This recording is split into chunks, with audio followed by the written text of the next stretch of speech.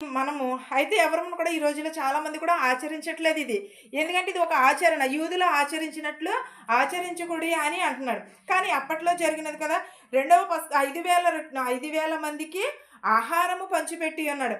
అది కూడా యూదుల పస్కా పండుగలోనే జరిగి ఉన్నదని చెప్పుచున్నాడు. యోహాను సువార్త 11:55 అధ్యాయం చూద్దామండి. యోహాను సువార్త 11.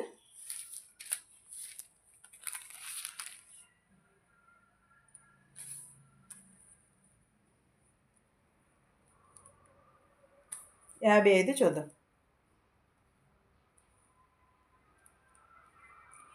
మరియు యూదుల పస్కా పండుగ సమీపమై యుండెను గనుక అనేకులు తమ్మును తాము శుద్ధి చేసుకున్నటకై పస్కా రాకమునిపే పల్లెటూళ్లలో నుండి యెరూషలేమునకు వచ్చి ఉండిరి. ఎక్కడికి వచ్చి ఉన్నారు?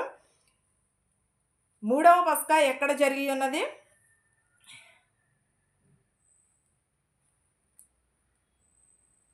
మూడవ పస్కా పండుగ మరియు యూదుల పస్కా పండుగ సమీపమై ఉండెను గనుక అనేకులు తమ్మును తాము శుద్ధి చేసుకున్నటకై పస్కా రాకమునిపే పల్లెటూళ్లలో యెరూషలేమునకు వచ్చి ఉన్నారు. యెరూషలేములో ఈ 3 పండుగలు కూడా యెరూషలేములోనే జరిగి ఉన్నవి.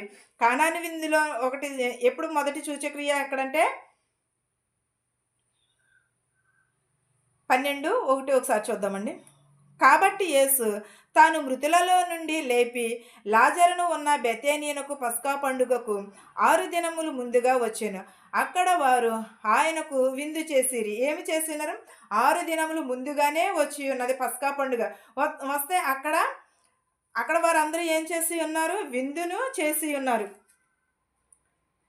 యోహాను సువార్త 13:1 కూడా ఒకసారి చూద్దాం. తాను ఈలో